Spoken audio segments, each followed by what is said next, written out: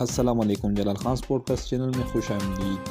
P S L کے 13ویں match میں اسلام آباد یونائٹڈ نے کوئٹہ گلیڈیٹرز کو 63 رن سے شکست دی۔ اعظم خان نے اہم کردار ادا کیا۔ مکمل سکور کارڈ آپ کے ساتھ شیئر کرتا ہوں، لیکن اس سے پہلے آپ ہمارے یوٹیوب چینل کو سبسکرائب کریں اور فیس بک پیج کو فالو کریں۔ پہلے بیٹنگ کرنے کا فیصلہ کرتے ہوئے اسلام آباد یونائٹڈ نے اسکور بورڈ پر 221 رنز کے ہدف دیا۔ اس سے قبل کوئٹہ گلیڈیٹرز کو 19.1 اوور میں 157 رنز پر آل آؤٹ کیا۔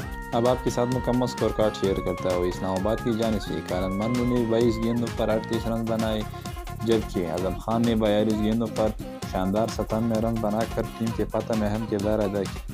اعظم خان کی اننگ میں 9 چوکے اور شاندار 8 چھکے شامل تھے۔ کوئٹہ کی جانب سے نسیم شاہ نے 4 اوور میں 32 رنز دے کر 1 وکٹ حاصل کی، جبکہ محمد حسنین نے 4 اوور میں 52 رنز دے کر 2 وکٹیں حاصل کی۔